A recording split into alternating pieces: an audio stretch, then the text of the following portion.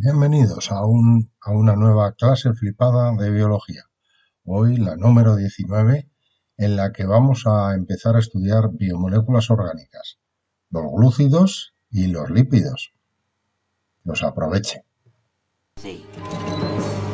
Será la última delicatessen que reciba Homer Simpson. Vamos, ¿pretende matarlo con un pastel? Le he visto comerse el platillo con las vueltas. Este pastel contiene más de 1.000.000 de calorías, el equivalente a 11 kilos de mantequilla por centímetro cuadrado, recubierto de un chocolate tan espeso que la luz no puede escapar de su superficie. No. Esto es solo fotografía, pero Homer Simpson tendrá un auténtico pastel tan delicioso como mortal. Jamendo.com. Los glúcidos están presentes en nuestra dieta de múltiples formas, a veces como platos principales, en forma de pasta, por ejemplo, de acompañamiento como el pan o de postres, ya sean frutas o postres elaborados. Pero químicamente son muy homogéneos. De hecho, su definición es muy simple. Los glúcidos son polihidroxialdehídos y polihidroxicetonas.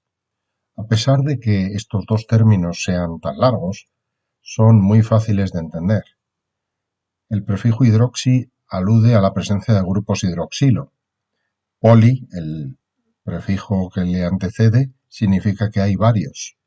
Y finalmente, la terminación aldehído o cetona indica cuál es el grupo funcional principal. De modo que los glúcidos se caracterizan por tener dos grupos funcionales, el grupo carbonilo y el grupo OH, el grupo hidroxilo. Los glúcidos más sencillos son los monosacáridos. Son, por tanto, los monómeros del resto de los glúcidos. Los podemos clasificar utilizando dos criterios distintos.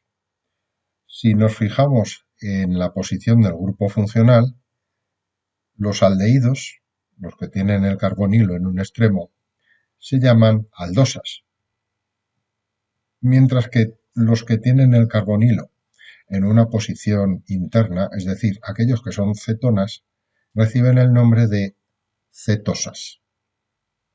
Pero también se pueden clasificar dependiendo del número de átomos de carbono que tengan. Solo pueden tener entre 3 y 6 átomos de carbono, ni más ni menos. Así, los que tienen 3 átomos de carbono se llaman diosas, los de 4 tetrosas, los de 5 pentosas y los de 6 hexosas. Entre los monosacáridos que se presentan en la naturaleza en estado libre, más importantes, pues cabe destacar 4. Por una parte, la glucosa. La glucosa es importante porque es el principal combustible celular, es decir, es la molécula de la que obtienen la energía la gran mayoría de las células. También se puede utilizar como mera materia prima para la elaboración de polímeros más complejos, como pueden ser los polisacáridos. Ya lo veremos, el almidón, el glucógeno, la celulosa, etc. Otro monosacárido importante es la fructosa. La fructosa está presente en las frutas principalmente, de ahí deriva su nombre, y se puede utilizar como edulcorante en algunos casos. Otro monosacárido importante es la ribosa. La ribosa tiene la particularidad de que es una pentosa y es importante porque es uno de los componentes de los ácidos nucleicos. No solo ella, sino también un derivado de la ribosa llamado desoxirribosa. Y finalmente la galactosa, que es un monosacárido presente en la leche, en forma de disacárido. Eso lo vamos a ver dentro de un momentito. El segundo tipo de glúcidos son los oligosacáridos. Los oligosacáridos ya son polímeros de monosacáridos. Concretamente pueden presentar entre 2 y 10 monosacáridos, aunque los más abundantes con mucha diferencia en estado libre son los disacáridos, es decir, los que están formados por solo dos monosacáridos. Entre los oligosacáridos, los más frecuentes son la maltosa, que es un disacárido abundante en los cereales y que está formado por dos moléculas de glucosa unidas entre sí. Aquí veis una peculiaridad de los monosacáridos, y es que las pentosas y las hexosas, cuando se encuentran en un medio acuoso, se ciclan en lugar de estar en estado lineal como los hemos visto en las fórmulas anteriores. Y entonces aquí aparece representada la glucosa pero en estado cíclico. Otro disacárido importante es la sacarosa. La sacarosa es el azúcar que solemos consumir en las casas. Se extrae principalmente de la caña de azúcar y de la remolacha azucarera. Son sus dos fuentes biológicas más abundantes. Y está formado por la unión de una molécula de glucosa con una de fructosa. Aquí los dos monosacáridos son distintos. Y finalmente, la lactosa, que hemos citado antes, es el glúcido que está presente en la leche de los mamíferos y que está formado por la unión de una glucosa y una galactosa.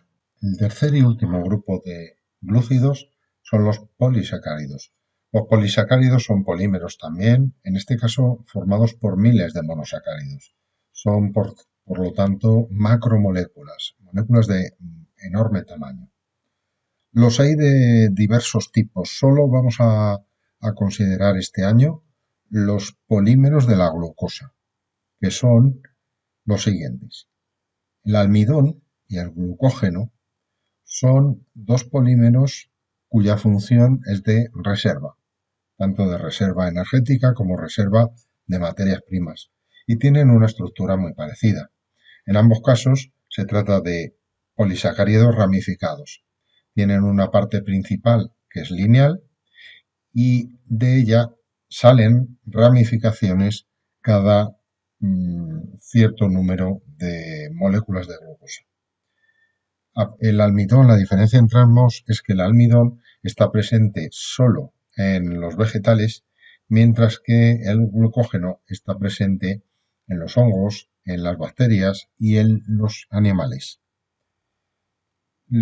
Otros dos polisacáridos que están formados por glucosa, sin embargo, tienen función estructural y son la celulosa y la quitina. Ambos también tienen otra cosa en común, y es que son polímeros lineales, no tienen ramificaciones. La diferencia entre ellos dos es que la celulosa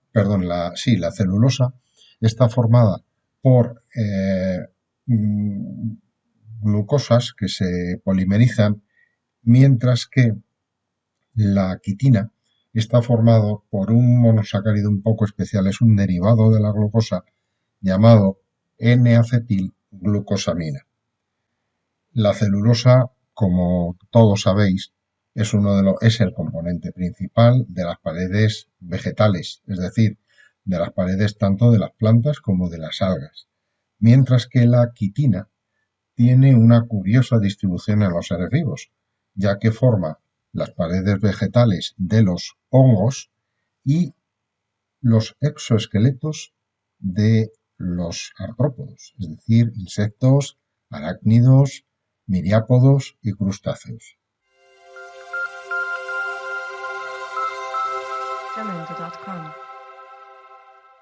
Los lípidos son otros importantes componentes de los seres vivos. Químicamente son terriblemente heterogéneos, todo lo contrario que hemos visto en los glúcidos. Y prácticamente lo único que tienen en común, todos ellos, es que son insolubles en agua. Entonces, esto en los seres vivos supone una dificultad, porque la mayor parte de los seres vivos está formado por agua. En este caso no hay un único monómero. Antes decíamos que el monómero eran los monosacáridos. Aquí hay varios monómeros. Los monómeros más comunes y más conocidos son los ácidos grasos, que pueden ser saturados o insaturados. Aquí tenéis un ácido graso y, como veis, es simplemente un ácido carboxílico, tiene un grupo carboxilo, con una larga cadena hidrocarbonada. Otro monómero que puede presentarse en los lípidos es el isopreno. Esta molécula que veis aquí, que tiene dos características interesantes, y son estos dobles enlaces alternos y también estas ramificaciones que se llaman grupos metilo. El grupo CH3 es el grupo metilo. Finalmente, otro de los monómeros que puede estar presente en los lípidos es el esterano, que se conoce también con el nombre de, sujetaros y sentaros bien en la silla, ciclopentano perhidrofenantreno. Sí, todo eso. Bueno, de cada uno de estos monómeros derivan diferentes tipos de lípidos, que son los que vamos a ver poco a poco. El primer tipo de lípidos son las grasas, también conocidas como triglicéridos. Las grasas están formadas por ácidos grasos que se unen a un alcohol que es la glicerina. Su función es sobre todo de reserva energética y protección mecánica. Otro tipo de lípidos, más o menos parecidos, son las ceras, que están formadas por un alcohol distinto de la glicerina, pero también por ácidos grasos, igual que los casos anteriores. Las ceras tienen sobre todo una función impermeabilizante. Pueden aparecer recubriendo las hojas de las plantas o las plumas de las aves para evitar que se mojen. El tercer tipo de lípido que vamos a estudiar son los fosfolípidos, que también están formados por glicerina y ácidos grasos, como los triglicéridos, pero tienen además una molécula de ácido fosfórico y algunas otras sustancias que ya estudiaréis el próximo curso.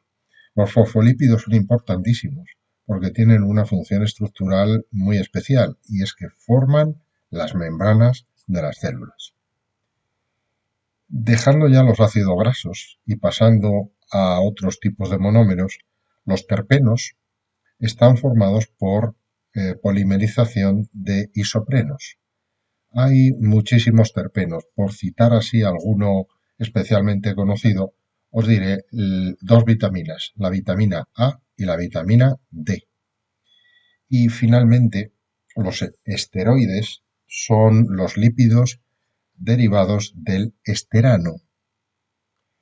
Dentro de los esteroides, que es un nombre que seguro que os suena, pues destacan una molécula que es el colesterol y luego todo un grupo de moléculas parecidas al colesterol que son las hormonas esteroideas.